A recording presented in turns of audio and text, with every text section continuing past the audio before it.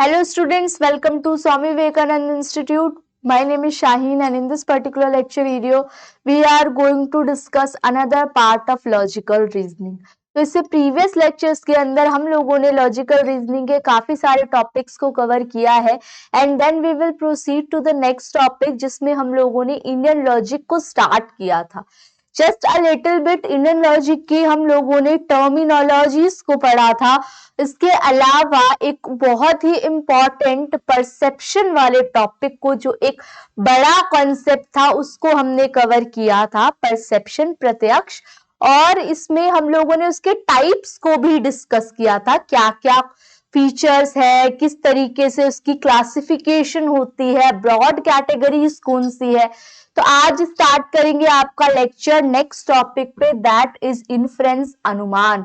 ना अनुमान है वो सेकंड सोर्स है और पिछले लेक्चर में हम लोगों ने फर्स्ट सोर्स पढ़ा था परसेप्शन प्रत्यक्ष. नाउ अनुमान second source of valid knowledge है. प्रमाण में अनुमान is a immediate and indirect source of knowledge. मतलब जैसे कि मेरे पास पिछली कोई नॉलेज है, उसके बेसिस पे मैं अभी जो नॉलेज है वो डिराइव कर रही हूं, तो दैट इज अनुमान. ठीक है, प्रीवियस नॉलेज के बेसिस पे आज की नॉलेज को जज करना, आज की नॉलेज को बताना, दैट इज अनुमान. नेक्स्ट वन इज अनुमान is defined as the knowledge of an object. अनुमान को बताया गया है एक ऑब्जेक्ट की नॉलेज जिसको हम लिंगी कहते हैं, जिसमें हम प्रीवियस नॉलेज के बेसिस पे या प्रीवियस नॉलेज के साइन के बेसिस पे, ठीक है, जिसको आप मार्क बोलते हो, लिंगा. अनुमान क्या है? इन्फ्रेंस है. इन्फ्रेंस को बताया गया है as reaching a new conclusion.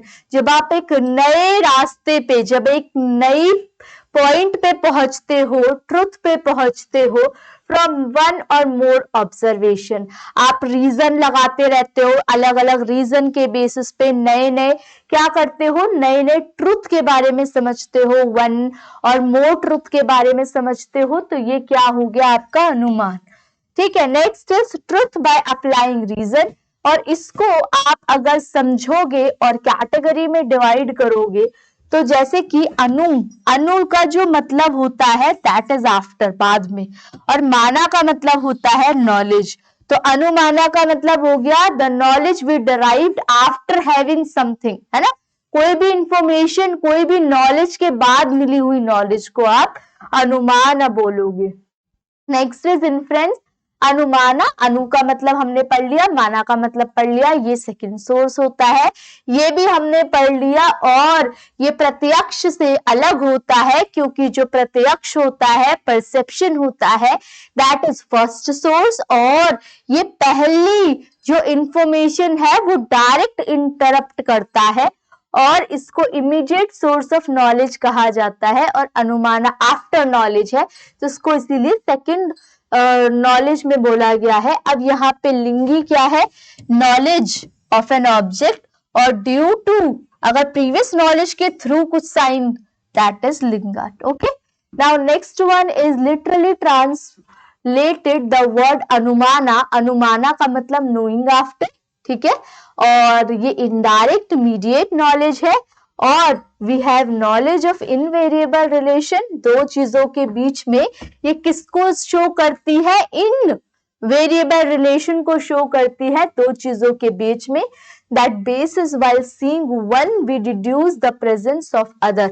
एक चीज को देख के जब हम दूसरी चीज की प्रेडिक्शन करते हैं, तो अनुमाना का मतलब क्या है? Logical process of gaining knowledge.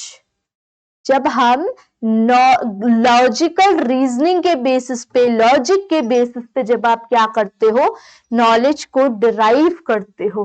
Now in all inferential knowledge कुछ डेफिनेट स्टेप्स हैं जो कि फॉलो होते हैं. Now the following steps are accepted for logical deduction of knowledge by the teachers of Advaita. Vedanta क्या है? A perceptual evidence. मतलब जो आप एविडेंस देख रहे हो. फॉर एग्जाम्पल, हमने स्मोक देखी हील में, हील को देख के हमने स्मोक का मतलब स्मोक को देखी, एक हिल पे हमने स्मोक को देखा, दैट इज परसेप्चुअल एविडेंस. एक प्रूफ देखा, इनवेरिएबल कॉन्कमिटेंस क्या है कि हमने ये नोटिस किया कि जहां पे भी स्मोक होती है वहां पे फायर होती है। ठीक है, जैसे हमारी किचन में फायर होती है तो स्मोक होती है, तो ऐसे ही यहाँ पे क्या होगा, हिल पे भी फायर होगी। पहले क्या किया, स्मोक को देखा। स्मोक क्या है, एक एविडेंस। उस एविडेंस को देख के हमने प्रीवियस नॉलेज को एम्फेसाइज किया और ये ध्यान दिया कि आपकी जो इंफॉर्मेशन डिराइव की गई है वो ये की गई है कि अगर यहाँ पे स्मोक है और किचन में भी, अगर यहाँ पे स्मोक है और किचन में भी स्मोक होती है बिकॉज ऑफ फायर, तो यहाँ पे भी फायर की वजह से ही स्मोक है। तो यहाँ पे गौतमा ने डिफाइन किया है it as a specific form of knowledge preceded by perception, the perception of the invariable relation। ये परसेप्शन है इनवेरिएबल रिलेशन का, अभी किस किस के बीच में होता है, प्रोबन लिंगा and the प्रोबेंडम Lingi.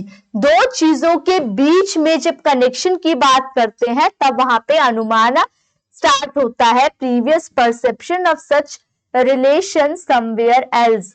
Now again, जो परसेप्शन है of the probans is invariable related to probandum, जिसको लिंगा और लिंगी बोला गया है।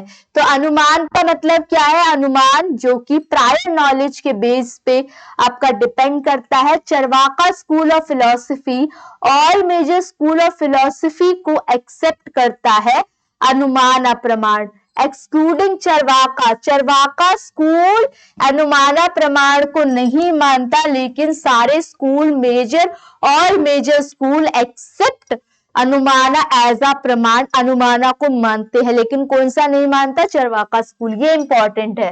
ठीक है, अनुमाना की जो क्लासिफिकेशन की बात करूं तो अगर आप नोटिस करो और बताओ कि इसमें कितनी क्लासिफिकेशन दे रखी है, इसमें कितनी क्लासिफिकेशन दे रखी है। एक तो साइकोलॉजिकल बेसिस पे, एक व्याप्ति के बेसिस पे और एक इंडक्शन के बेसिस पे।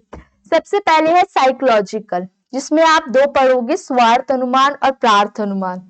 व्याप्ति के बेसिस पे पूर्वावत, शेषावत और समयतोड़ा दृष्टा, और इंडक्शन के बेसिस पे केवल अन्वयी, केवल अव्यतिरिकी और अन्वयी आवृत्ति की इन्फ्रेंस, ये आप पढ़ोगे। ठीक है, तो आप साइकोलॉजिकल क्लासिफिकेशन से स्टार्ट करते हैं, जिसमें दो पार्ट हैं, दैट इज स्वार्थ अनुमान और प्रार्थ अनुमान। जब इंफॉर्मेशन को डिराइव किया जाता है बाय हिमसेल्फ, जैसे कोई इंफॉर्मेशन मैंने खुद डिराइव करी तो वो हो गया वो स्वार्थ अनुमान, और जिसने जो इंफॉर्मेशन किसी और पर्सन के जरिए डिराइव हुई तो वो हो गया आपका प्रार्थ अनुमान। If a person want to infer something for himself, वो क्या होगा, स्वार्थ अनुमान, therefore it is defined as inference। Example, a person who perceive a patch of smoke, जैसे एक स्मोक का पैच देख के उसको ये याद आया कि हिल पे फायर होगी, क्योंकि फायर और स्मोक का एक कॉन्कमिटेंस रिलेशन होता है। और प्रार्थ अनुमान में क्या बोला गया है, in inference is said to be प्रार्थ अनुमान when an inference is done in order to convince other, जब किसी और को कन्विंस करने के लिए किया जाता है। This inference is done when someone after inferring for himself fire from smoke express it in 5-membered syllogism। जब आप कोई इंफॉर्मेशन को डिराइव करो और फिर किसी को बताओ तो फिर ये कौन सा होता है, ये आपका प्रार्थ अनुमान होता है। तो जो इंफॉर्मेशन आप खुद डिराइव कर रहे हो दैट इज स्वार्थ अनुमान, और जो इंफॉर्मेशन किसी और पर्सन के जरिए हो रही है दैट इज प्रार्थ अनुमान। तो स्वार्थ अनुमान क्या है, if a person want to infer something for himself, खुद के लिए डिराइव कर रहा है, इसको हम स्वार्थ अनुमान बोलेंगे। Therefore it is defined as an inference for one owns conviction, a person। अब ये तो हमने पढ़ लिया, और प्रार्थ अनुमान भी मैंने आपको पढ़ा दिया, बाकी ये आपके लिए इंपॉर्टेंट है, ये आप पढ़ सकते हो। It is to be noted that division of inference, स्वार्थ अनुमान प्रार्थ अनुमान इज नॉट मेंशन्ड, ये गौतम और कनाडा के अंदर ये मेंशन नहीं है।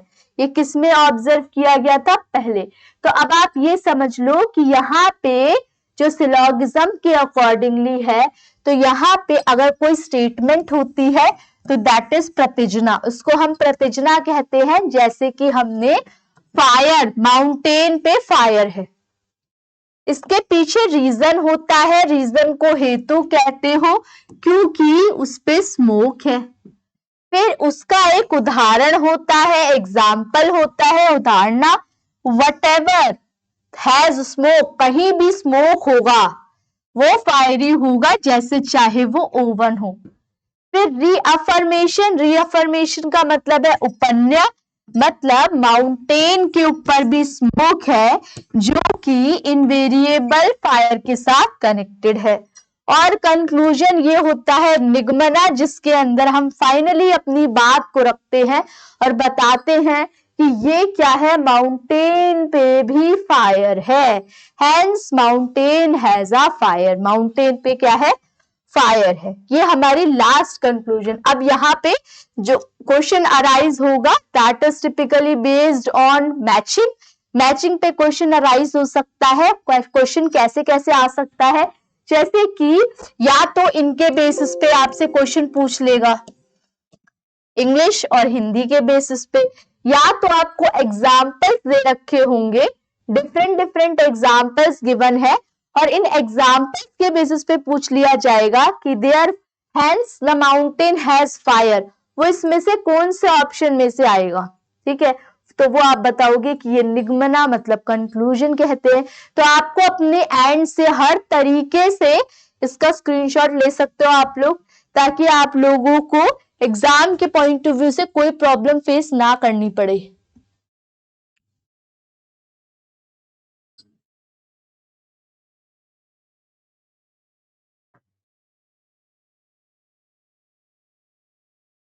Okay, done. Now nature of व्याप्ति के बेसिस पे गौतमा ने पूर्वावत, शेषावत और सम्यक्तोड़ा दृष्टा क्या बोल रखा है, पूर्वावत। जब when the effect is inferred from cause, ठीक है, अब आप इफेक्ट को देख रहे हो, बारिश को देख रहे हो और बारिश के बेसिस पे आप ये कंक्लूड कर रहे हो कि कल बारिश होगी। आप मड को देख करके ये परसीव कर रहे हो कि कल बारिश हुई होगी, इसी वजह से आज, मतलब अभी आफ्टर द इफेक्ट, इफेक्ट को देख करके कॉज के बारे में सोचना, तो ये हो गया आपका पूर्वावत।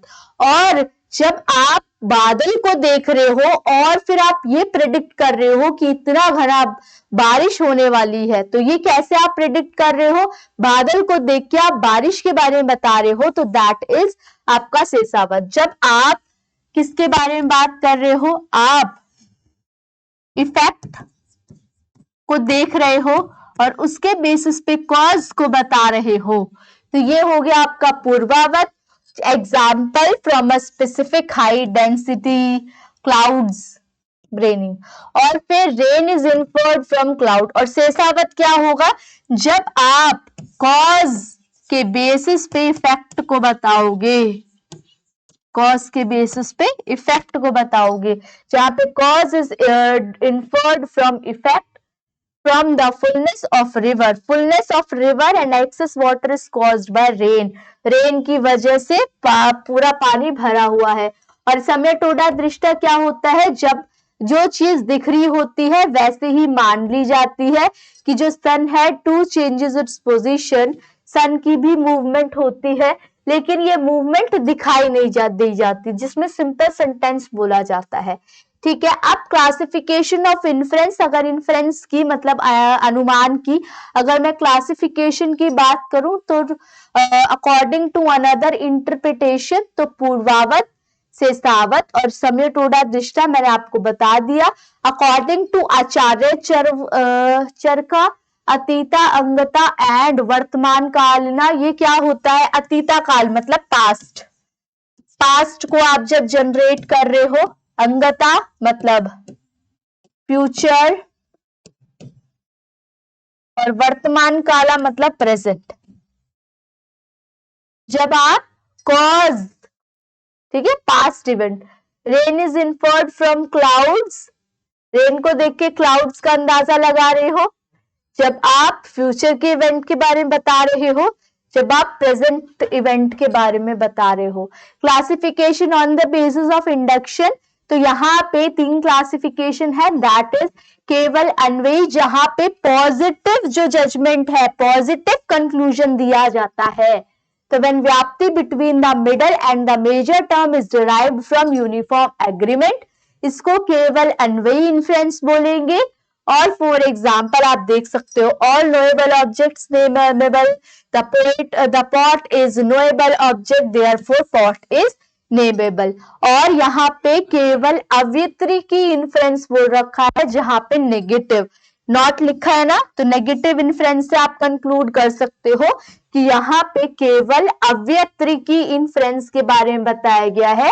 और जहां पे positive as well as negative दोनों इन्फ्लुएंस की बात की जाती है, तो ये कहलाता है आपका केवल अन्वयी व्यतिरिकी इन्फ्लुएंस, जहां पे positive both when the middle term is an influence is both positively and negatively related to the major term, जिसको आप अन्वयी व्यतिरिकी इन्फ्लुएंस बोलते हैं। In it there is a व्याप्ति और यूनिवर्सल रिलेशन, जिसका हेतु और प्रेजेंस और अब्सेंस के ऊपर बेस्ड होता है। ठीक है, तो दैट्स ऑल अबाउट, जिसमें हमने अनुमान को भी कंप्लीट कर लिया है। और इससे प्रीवियसली हम लोगों ने प्रत्यक्ष परसेप्शन वाले टॉपिक को कवर किया था। अब आगे आगे और 1-2 लेक्चर में आपका इंडियन लॉजिक भी प्रॉपर तरीके से कंप्लीट हो जाएगा। ठीक है, बाकी आपको अगर कोई डाउट है इस पर्टिकुलर लेक्चर वीडियो से रिलेटेड, तो आप लोग कमेंट सेक्शन में मेंशन कर सकते हो, या कोई और लेक्चर की रिक्वायरमेंट है तो भी आप लोग बता सकते हो। ठीक है, आप लोगों से नेक्स्ट लेक्चर वीडियो में मिलते हैं। Thank you for watching.